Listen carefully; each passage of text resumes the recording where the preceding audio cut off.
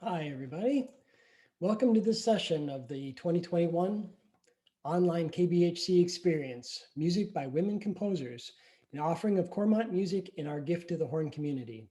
In this session, we feature Dr. Lin Baird, professor of music at Western Michigan University, member of the Western Brass Quintet and Western Wind Quintet, and regular performer with the Kalamazoo Symphony Orchestra. I'm your moderator, John Wonderland, principal horn with the Beloit Janesville Symphony, fourth horn with La Crosse Symphony, and a member of the board of directors of Cormont Music. Before we jump into the session, the usual few Zoom housekeeping items.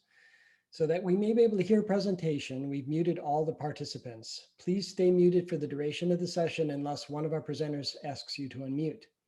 If you click on participants at the bottom of the screen, you should see a participant list pop up with your name at the top. If the name associated with your Zoom account is different from your own first and last name, please click on the blue More button and rename yourself. This will help us know who we are communicating with. If you click chat at the bottom of the screen, you should see the chat box appear. Comments posted in the chat are affected by the drop-down menu above the text box. Depending on your selection, your comments may be viewed by everyone or by individual participants. Each time that you enter a comment into the chat, please double check your selection so you know your comments are seen by who you intended to be seen by. And with that, I'll hand the session off to Lynn. All right, thank you, John. Um, Welcome, everyone. Thank you for being part of this presentation, both those of you tuning in live and those of you tuning in later on. This is my last presentation with KBHC 2021. And so I want to take this opportunity to thank those folks, the staff who are helping me today, Ali, Chris, and John. Thank you very much for helping me with this presentation. The staff who I've worked most closely with in organizing up to this moment, Julie, of course, Elizabeth, and I have to thank Bernard and Jesse for putting together such a great experience. It's always a pleasure to be part of KBHC, but I think this online experience offers unique opportunities. And it's for things like this. I think a presentation like this that I'm going to talk through with you on pieces by female composers, where we can do a PowerPoint and sound files and all of that, lends itself a little bit more to a civilized environment. But what I really miss about KBHC is the camaraderie that we develop over the course of the summer, and being at Camp Ogans and being able to play together, like the prelude that we just heard. Oh my gosh, just outstanding playing. It's so inspiring. So I look forward to seeing everybody in person next year. And if you've not been part of this experience, I highly recommend that you participate and be part of KBHC next year when we're in person. So with that, I'm really excited to talk with you today about music for horn by female composers. We'll primarily be talking about music for horn and piano by female composers. This is a subject that I've been very interested in and passionate about for almost 20 years, a little over 20 years now. And I just wanted to share with you a little bit of background information and then recommend some pieces so that we can all incorporate more pieces by female composers in our performing.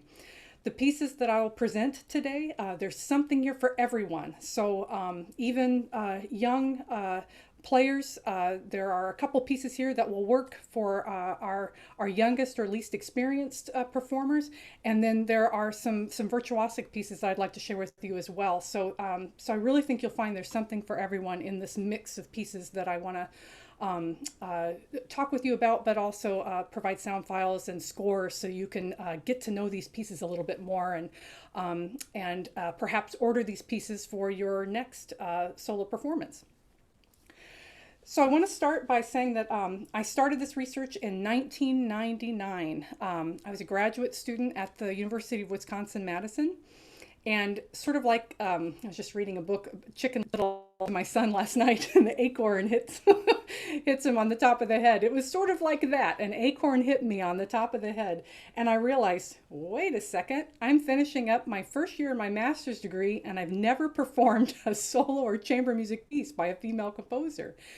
And, for some people, they might have just thought, well, it's just the way it is. But it really bugged me. And I was really struck by this. Why is that? And I studied with a female horn performer. Nancy Cochran Block was my undergraduate horn teacher. She performed pieces by female composers, so it's not their fault. They educated me. And, I remember music history courses learning about female composers. I knew female composers existed, but for some reason, it wasn't an experience that I had had up to that point. And I was sharing this with a colleague at the time, and I said, why is it that these pieces aren't performed? I know there are pieces for solo horn and chamber music by female composers. And this friend said very quickly, it's because they're not good. And that really lit the fire for me, to be in a casual conversation with someone I trusted, respected, and really I thought highly of, to assume that the reason why we don't perform pieces by female composers is because they aren't good. And I knew that wasn't true.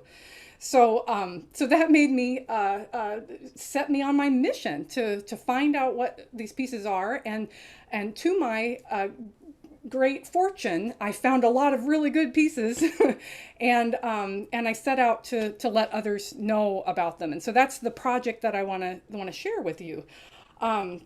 So, John, if you can start to share the slides here, let's go to the second page. The next page, if you could advance one more slide. Thank you.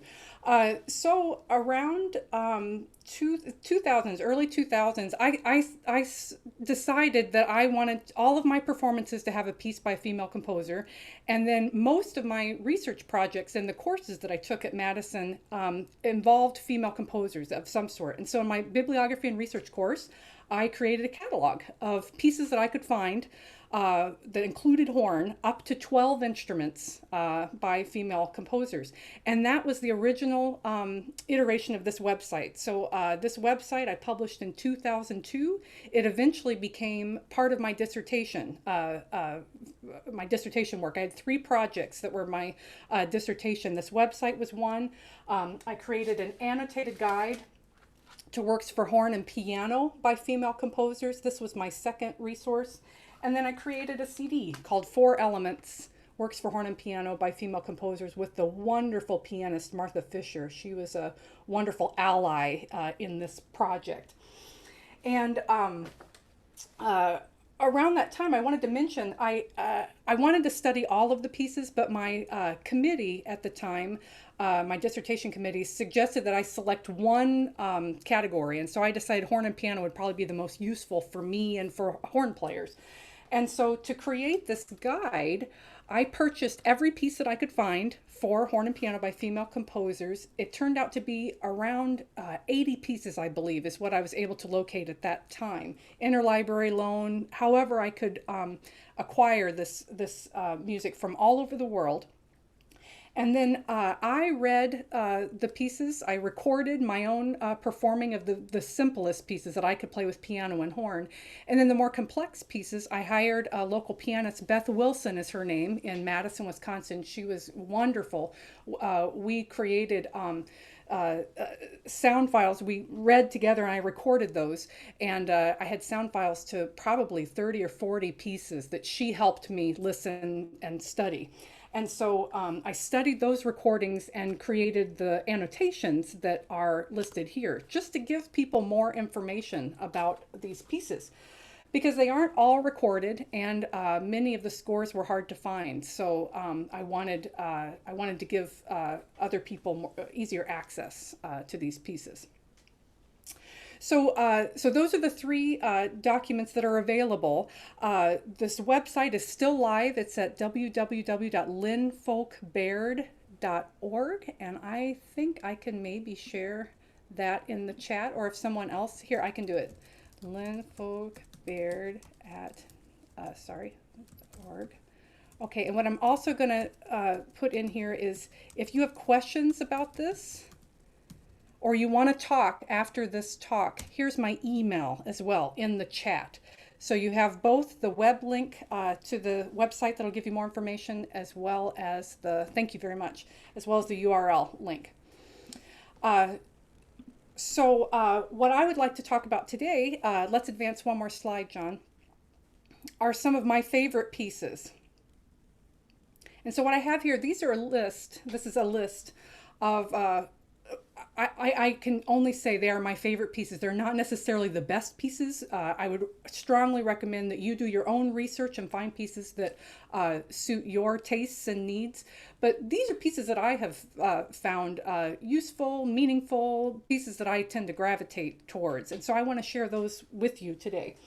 A lot of those pieces come off of this CD.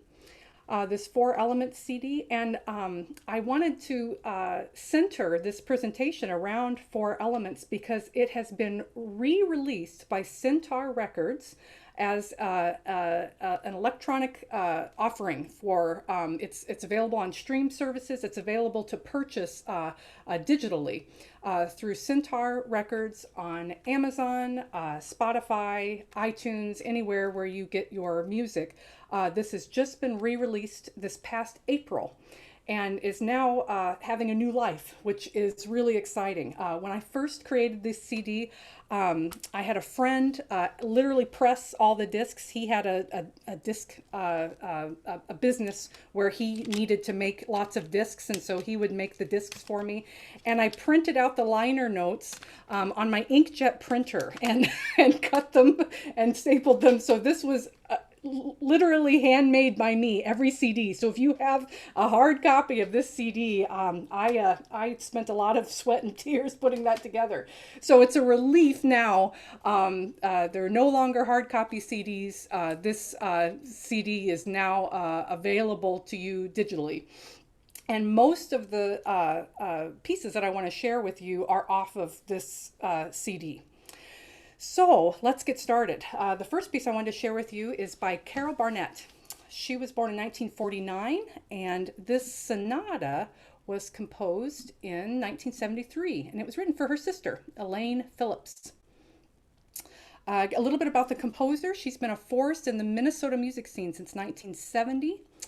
She's a graduate of the University of Minnesota. She was composer in residence with the Dale Warland Singers from 92 to 2001. And she taught composition at Augsburg College from 2000 to 2015. I really like this piece. It's in 3 movements, and they're all in a traditional form. So the first movement's in a sonata form. Second movement is in an ABA form. Last movement is a rondo. And the way that she writes the piece, it's very economical in its thematic organization. It uses a quartal harmonic language, but it's also very accessible tonally, I think.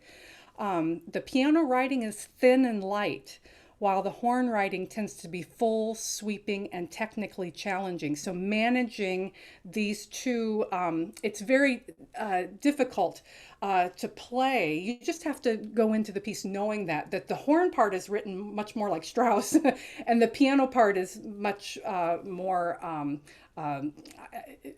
it's very simple. So the balance can be tricky in this piece. But the horn part as well as the piano part, they're very playable and idiomatic. The first movement is straightforward and conservative, with a lyrical first theme contrasted by a syncopated second theme. So let's advance the slide and play some of that first movement.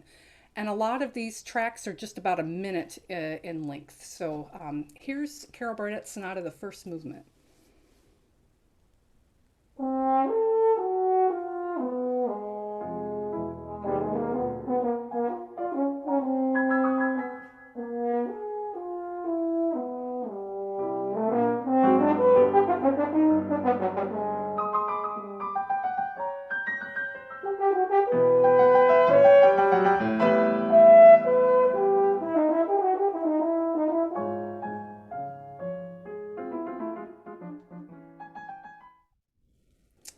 All right, and then let's go ahead and advance to the next slide. This is from the second movement, excerpted from the second movement. And I think a real unique aspect of this piece is this section right here. So I wanted to play the middle of the second movement for you, the way that she writes for stopped horn and open horn. I'll let you take a listen to that. Let's play that sound file.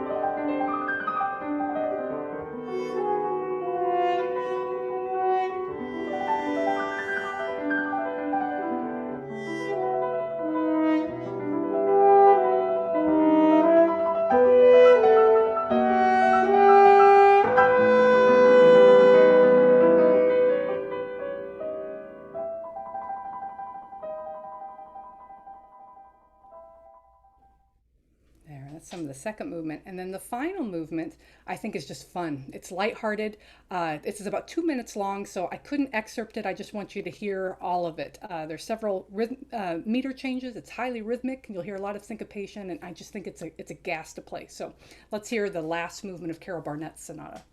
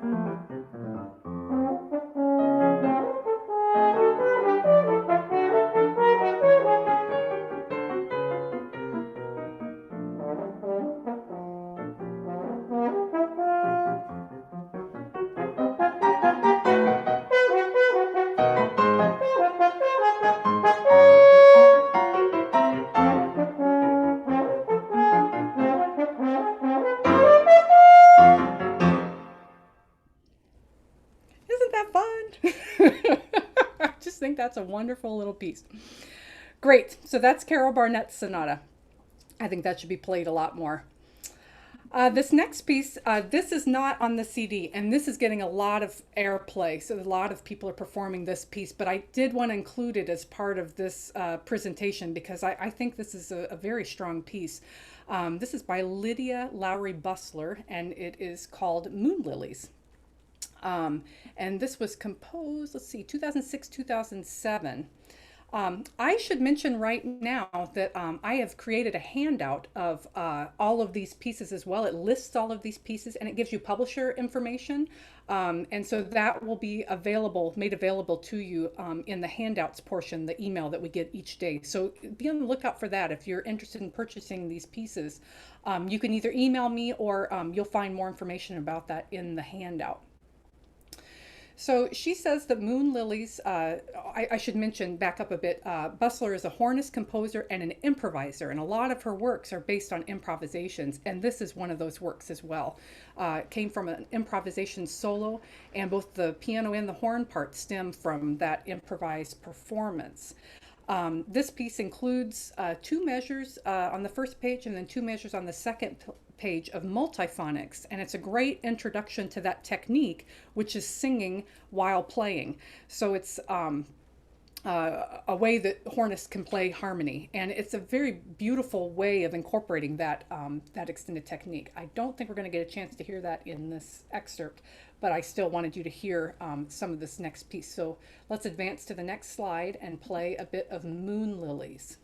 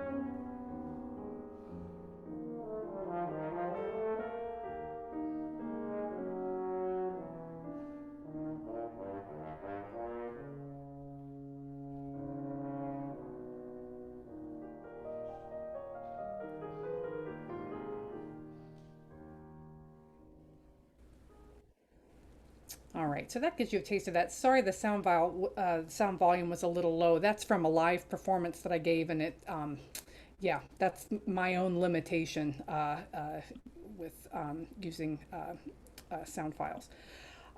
This next piece, next composer that I want to feature is Anne Calloway. She currently lives in California, and wrote this piece called Four Elements, working with another horn player in 1974. They really collaborated quite a lot in order to create this piece. This piece is in four movements. The first movement is called Wind Fantasy. Second movement is Water Portrait. The third movement is Earth. And the final movement is called Fire Music. And today I wanted us to listen to fire music. I want to tell you a little bit more about Anne Calloway. She studied at Smith College with Alvin Etler. And she also studied graduate work with George Crumb and George Edwards. Her music's been performed by the Cleveland Chamber Symphony, St. Louis Symphony Orchestra. She's composed for orchestra, and she's held residencies at the MacDowell Colony, written quite a few works. I know of a trio that she has composed, and maybe it's with organ. She's composed a couple of pieces with horn. This is her only solo piece with horn. And when you look at it, let's advance. Well, let me tell you a bit about this picture. So I presented this piece in San Francisco, and she came to the performance, and that's our pianist, Martha Fisher. So that's the only picture that we have of a composer from this particular list, but I wanted to share that. Let's advance to the next slide, John. Thank you. So, if you look at it, particularly in the piano part, it looks daunting. And I assure you that once you've learned to play the part, and if you just get past the notation, it is quite idiomatic, both in the piano part as well as the horn part. This is not a taxing piece to play, and it's not highly technical either. There are some extended techniques that need to be learned, but it looks more daunting on the page than it really is. She actually, she has published it now in typeset format, so that looks a little bit better. It does require the pianist to pluck strings inside the piano and play inside the piano with the mallet. So there are some extended techniques for both instruments. I'd like you to hear this fire music, though, just to give you a sense of the flavor of the piece. She said this piece, Jeffrey Langford is the name of the horn player who she worked with in composing this piece. And in fire music, she says, my inspiration came from the flickering magic fire music from Wagner's Die Valkyries. So maybe you'll hear some of that. And she said also from her recently acquired enthusiasm for bebop. So it's kind of an interesting combination of those two genres. Let's listen. We're going to hear this whole movement from fire music. It's just 2 minutes in length. Let's hear it. Listen to fire music.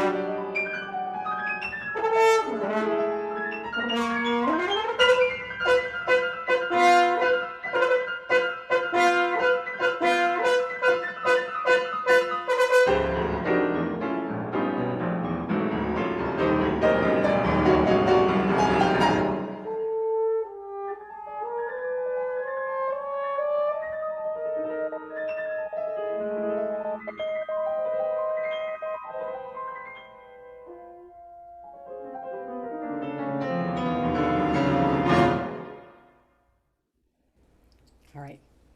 Thank you. This is one of the only places where I have seen notated some horns. If you barely press the first valve and you play a third space C, you can create a harmonic. You can create a high C. Have some of you? I know it is the high C trick. This is one of the places where you can actually see that notated in music. Kind of fun way to end the piece. All right, great. Yeah, Con 8Ds do it well. Exactly. Let's move on to the next slide. Odette Gartenlaub lived from 1922 to 2014, and she wrote Pour le Corps in 1968 as part of an exam piece for the Paris Conservatory.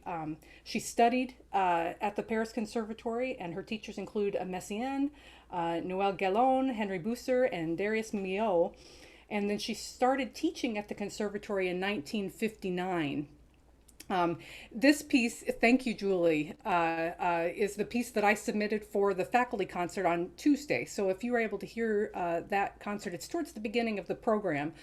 This is the piece that I performed. I think it's a very strong piece. It's rhythmically and technically demanding with special challenges in range and endurance for the horn. It's organized in 5 parts, alternating slow with fast sections, and it was composed for the horn professor at the Paris Conservatory, who was there at the time when she was there, Jean Devemy. I think this is a very strong piece. It is challenging to play. I find I can play it by itself, but it's hard to put on a program. So that's why it was a perfect contribution for a digital concert. But I think it's worthwhile, and I'd encourage you to seek it out. Listen to the faculty concert, but you can also, there's access to this after that if you would like to listen to this track more. All right, just want to talk briefly about Gartenlaub. Let's move on. The next slide is a painting of Edna Frieda Piëch.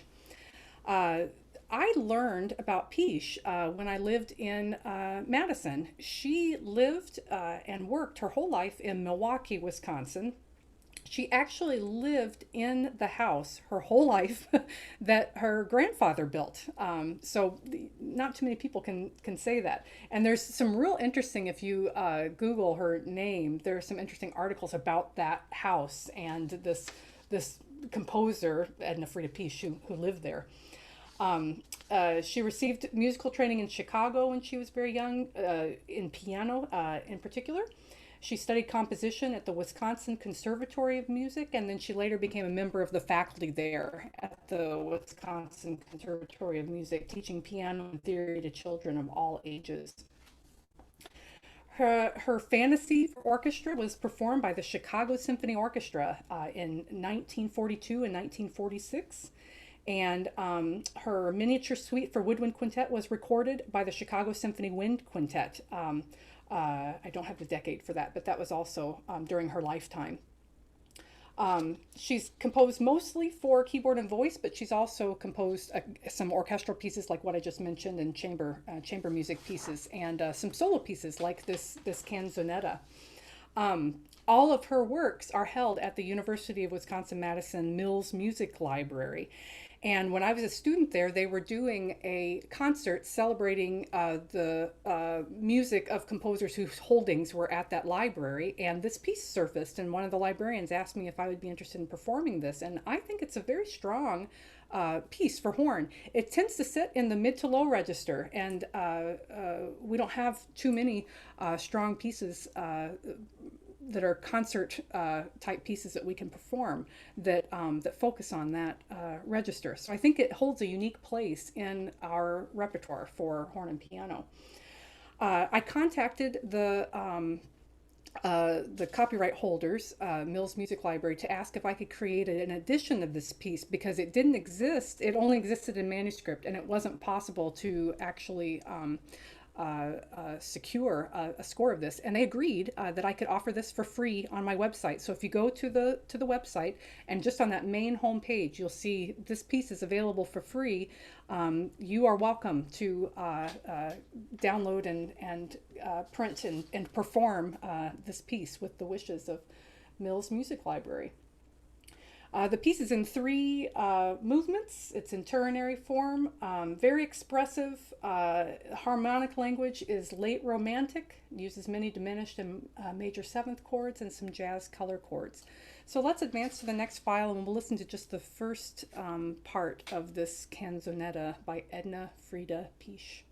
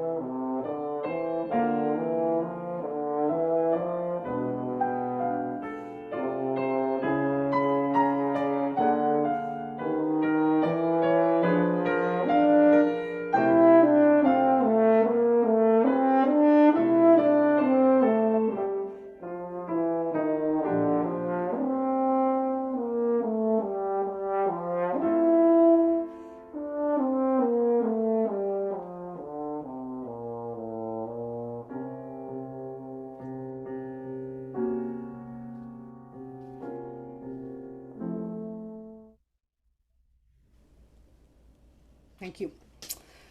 This next composer I'd like to feature is Elizabeth Rahm. She wrote her Romance for Horn in 2001, and this is another beautiful melodic lyrical piece in a neo-romantic idiom. The phrase structure is expressive, asymmetrical, and speech-like in her Romance for Horn. I want to tell you a little bit about Elizabeth Rahm. She's an oboist, and she did her bachelor's of music degree in oboe performance at Eastman, and then she received a master's of music degree in composition from the University of Regina. So she was born in the United States and did some of her training in the United States, but she's primarily considered a Canadian composer. From 68 to 75, she served as principal oboist of the Atlantic Symphony Orchestra in Halifax, Nova Scotia. And from 75 to 2010, she was principal oboist with the Regina Symphony Orchestra. She's composed several works for solo brass instruments, many works for horn and piano, 3 or 4 I can think of off the top of my head. Lots of chamber music that include horn. Horn quartet. I'm trying to think if she's composed a horn ensemble. I don't think a horn ensemble, but she's composed quite a bit for horn. She's also composed quite a bit for tuba. And she's composed orchestral chamber works as well as 4 operas. So a very prolific composer, very accessible music. So let's listen in the next slide to Elizabeth Rahm's Romance. We'll just listen to the first minute or so.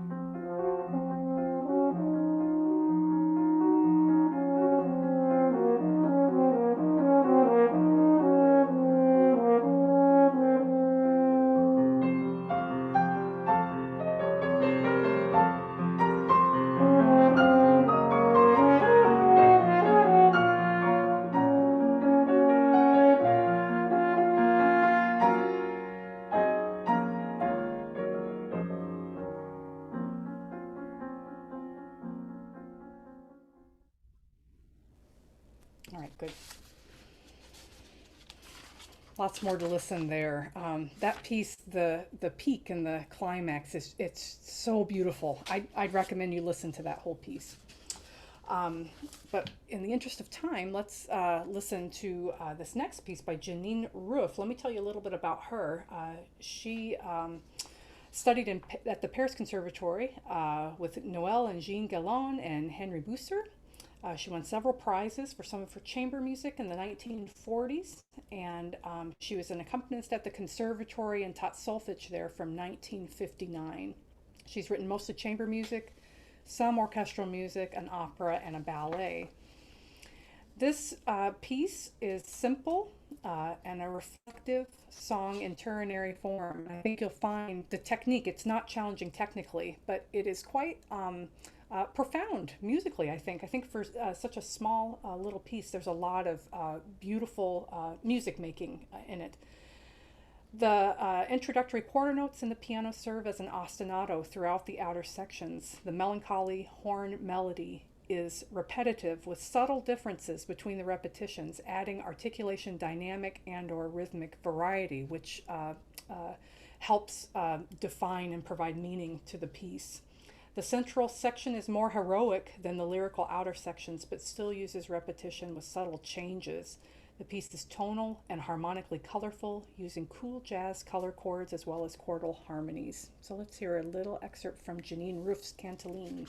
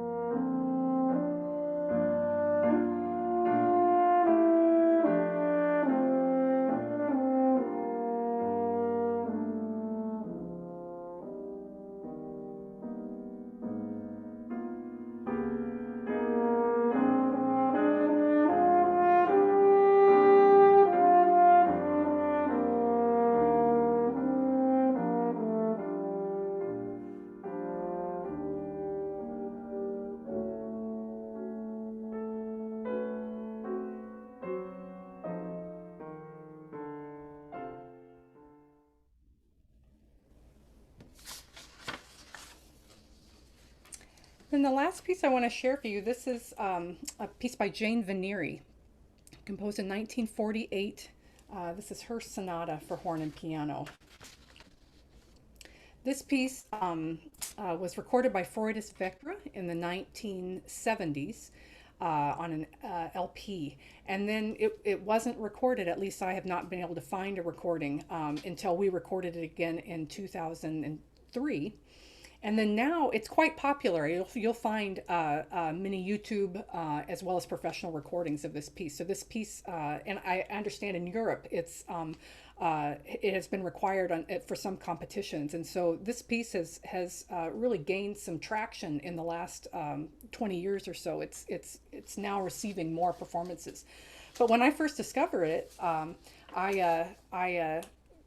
I will say my undergraduate horn teacher performed this when I was a student. I do remember her performing this, but I had forgotten about it and I didn't have access to the score. And so when I found it in the library, I was so pleased. This is probably my favorite piece of all of the pieces that I'm presenting to you today. Just really beautiful. Let me tell you a bit about Belgian composer Jane Vanieri. She lived from 1913 to 74. And she came from a musical family. Both her mother and her grandfather composed. Her early studies were at the Royal Conservatory in Ghent, there in Belgium. And she graduated quite young. She later studied the violin and harmony. She studied the violin in Paris, and then she studied harmony with Nadia Boulanger, as well as musical analysis with Paul Dukas. And I think you'll hear those influences of her teachers in her work when we listen to the sound file. In 1942, she received the Emile Mathieu Prize for this sonata that you're going to hear. And in 1945, she was appointed lecturer in harmony at the Royal Music Conservatory in Ghent, a post she held until her tragic death in a train crash in 1974. She has a small output of works that she has composed, but she's composed some orchestral, chamber ensemble, orchestra with chorus pieces, as well as some songs. And I have not been able to find any other piece for horn, either solo or chamber music. I know this is written for the professor. It says right in the dedication on the score, you can see there, written for Maurice van Bachstele, who is the professor of horn at the Royal Conservatory in Ghent, so presumably her colleague there in Belgium. But I don't know anything else about the why it was written.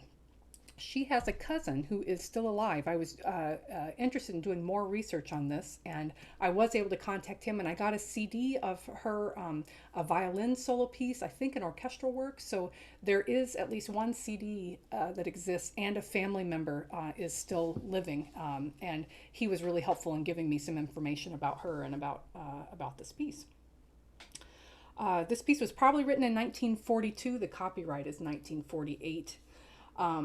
And it's in three movements. Three movements are in traditional form. The first movement is a sonata form, so you'll hear this opening section, a contrasting middle section, and then the opening section returns. The middle movement is similar. It's in ternary form, the three-part form, and then the last movement is a rollicking rondo. And the piece is in an impressionistic harmonic language. The piano writing is quite difficult, and it serves as an equal collaborative role throughout the piece, so it does require a good pianist. Let's just listen to an excerpt of this here. I've only included the first movement just in the interest of time, so we'll hear some of the first movement of Jane Vanieri's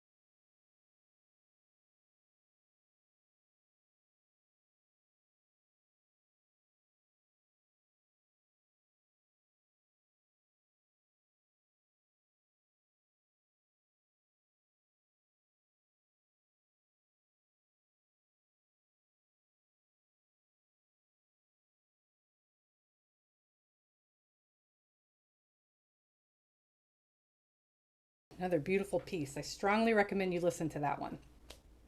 So that's the last piece I wanted to share with you. Let's advance the slide, John.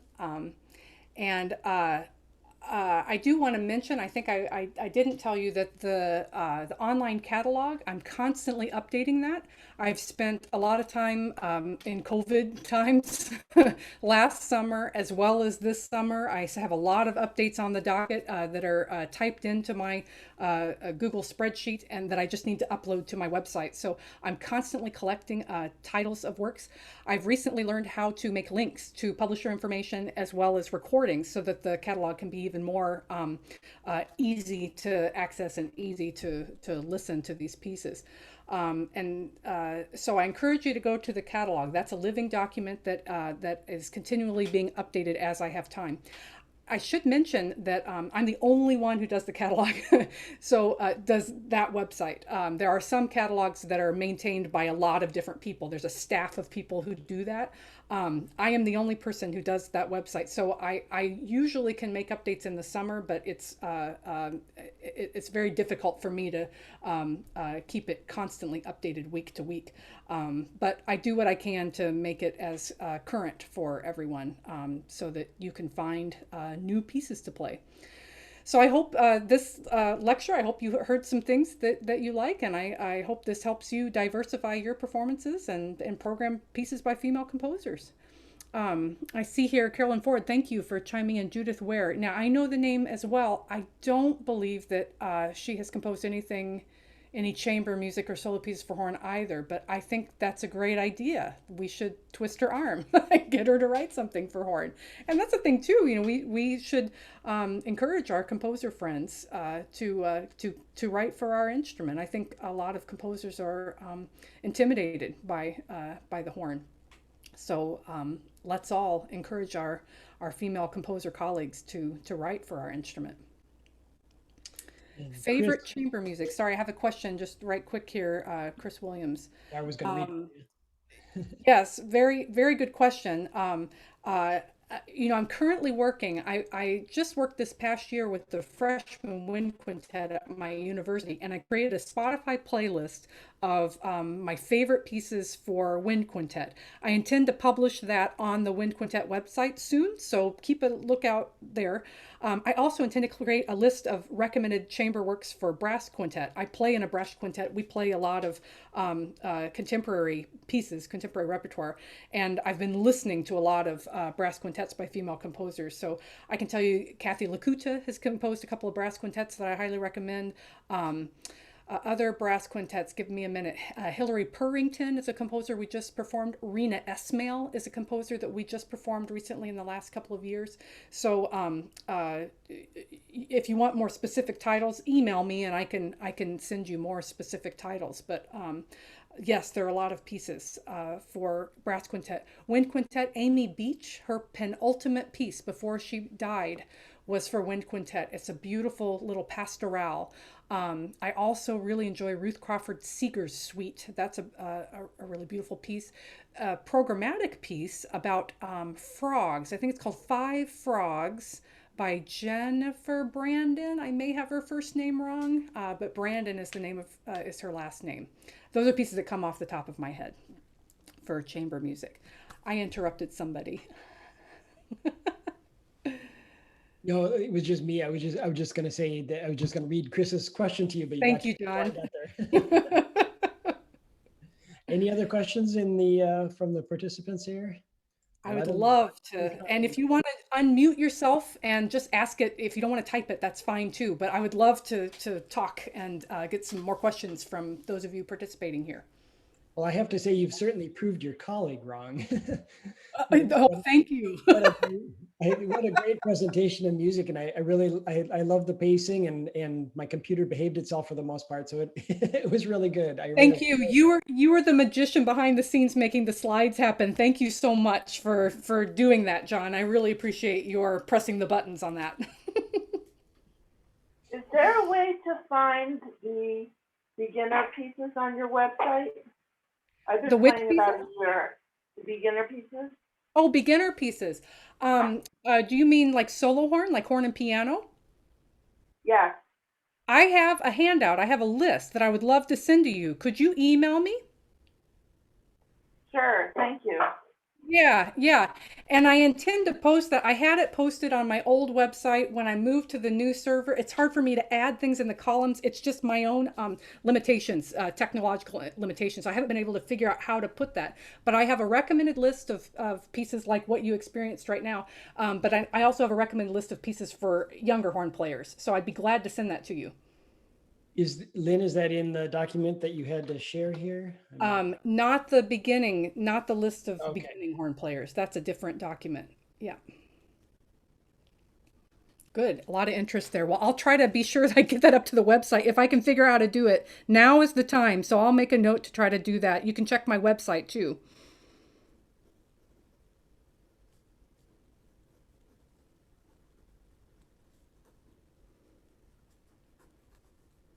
Any other questions or comments? Yeah, I think we've hit all of the questions that have been come up so far, unless I'm sorry, I can't find your website in the chat. Can you put it in again? oh, sure. Not your website, your email. I can hunt that down, Lynn. Here, I can just type it right now. No problem. Here it is. And yes, on the website, somebody has asked, do you have pieces for solo horn? Yes, I do have pieces for solo horn. And I should mention, I've been working real hard on the solo horn and piano pages over the past month. So I have probably 50 more pieces to add to both of those pages. So be on the lookout. Those are going to get updated really soon. I'm hoping to add more sound files and links to it. So that's what's sort of delaying. But that's what's on the docket right now, is to make more current the solo horn and piano pages. Then after that, I'm going to work on wind quintet and brass quintet pages to make those more current. It's startling. I've just got one thought. Do you have any thoughts of how to? I mean, just what you presented tonight was just like, I'm like, how can this material not be commonly known and available? Are you doing anything right now trying to combat that? I mean, I know you've got your website and everything. Do you have anything else going on? Are you going to do anything with IHS? Well, I published an article about when I first published this research in the Horn Call, and that was recommended pieces for horn and piano. And I'm glad you've said this way, John. Thank you. This is what I was hoping. I was hoping that people would feel like, why do I not know about these pieces? Because that's the same reaction that I have each time I come back to this work. And I actually had that question directly. I did a masterclass this past year with Gina Gilly's students at Pacific Lutheran University, and she asked, "You've been doing this for 20 years. Do you think it's working? Like, do you think people are playing more pieces by female composers?" And based on the feedback that I receive emails from folks from all over the world pretty frequently, at a pretty regular basis, particularly the last couple of years. I do think more people are performing pieces by female composers. I do think the situation is improving, but just like anything, particularly social change, it's slow. It's just happening more slowly. I see a question from John Erickson, and I want to tell you in person, you have inspired me. I have a whole stack right here of etudes that's a new page I'm going to create this summer. So thank you. I saw your blog post, and I appreciate that inspiration. I think I purchased some of the pieces that you recommended, but I also have some that I haven't seen listed on Facebook. So I do intend to create an etudes link as well. There's only a handful, less than 10 etude books by female composers, but I do want that to be on there as well. So thank you for that, Mr. Erickson, Dr. Erickson. Okay, here's some more questions. I know this is not the best moment. I've composed some short pieces for horn and piano for beginners in Latin American rhythms. Oh, this is great. Thank you. You've done so much research and found so much information. Do you have any tips for aspiring music sleuths? What do you mean? Mostly, I'm just, you've found so much cool music that was previously undiscovered. If any of the rest of us were aspiring to discover other music, how did you go about finding these pieces? Yeah, so for me, it was a lot of time in the library. There were lists available. I list those on the website, Monique Buzarte. and Heidi, I forget her last name, Boentka, something like that. They had reference resources in the reference section of the library that I researched each entry for those to find. And if I found some other reference to that piece, then it made it into my catalog. So I've studied publisher catalogs, and so I've collected a lot of pieces from there.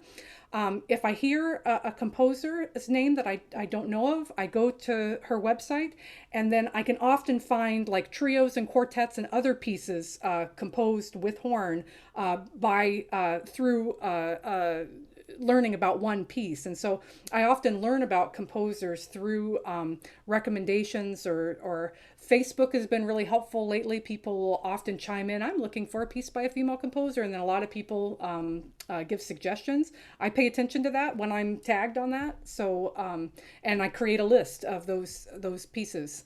So that's the way I go about doing it. There are probably other ways to be a sleuth and and find other pieces. I should say country music information centers. I wasn't aware until I started doing this research that was so important. The Canadian Music Center is great. The one in Australia, the Australian Music Center, is also great. So there are several organizations that exist to help composers organize their works, and they have catalogs of their works. Those places can be really helpful too. I've had to do some backtracking. Early in my research, I had some pieces by male composers, and so I had to do some more work to confirm that the pieces in my research were by female composers. That was a little bit sticky right at first, but now it's much easier. People didn't have as much of a web presence in 2002, but now it's much easier to find composers' websites and find references to them and find lists of their works. So, Dr. Baird and John, I think while you guys were going through the chat, I think Elizabeth had raised her hand. I'm not sure if she still has a question to ask. Hi, I did, but Chris actually asked the same question. So Dr. Baird, thank you so much for that answer. sure. You already answered the thing I had, so thank you. And if you come up with new pieces that you don't see listed, please send me a link so that I can add it to the list and I can help others perform these pieces. So this is the only way I know to help kind of get the word out. I think performing, if we make strong performances of these pieces and then create resources, hopefully people will become more aware, and we'll start programming these pieces more. So, and hopefully we've got a fair number of horn players from all over the world right here. Hopefully this exposure will help see. That's right. Yep, that's right. And I'd love to continue to be a resource. So please check out the handout that I created, and feel free to email me if you have questions or suggestions. I would love to be in contact with you about this work. I love talking about pieces by female composers. That's fantastic. Thanks so much, Lynn. I think we're just about out of time here. All right. So let's go ahead and close it out. Thank you. Thanks again.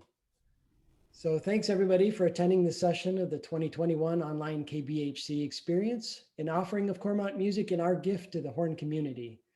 Please join us at 3:30 p.m. Eastern Daylight Time for Excerpt Deep Dive, How to Prepare the Musical Mind by Jesse McCormick, second horn of the Cleveland Orchestra, member of Factory Seconds Brass Trio, horn professor at Baldwin Wallace Conservatory, and associate artistic director of Kendall Betts Horn Camp. In the meantime, please check us out on our various social media platforms. You can subscribe to our YouTube page by searching for Kendall Betts Horn Camp. You can also find us on Facebook using @KB and Instagram using @official_KBHC. Anytime you post about us or share something we posted, be sure to include the hashtag KBHC2021, 2021. Finally, please visit us on horncamp.org for information about our upcoming online and in-person offerings. Thanks so much for joining us today, and we look forward to seeing you again soon.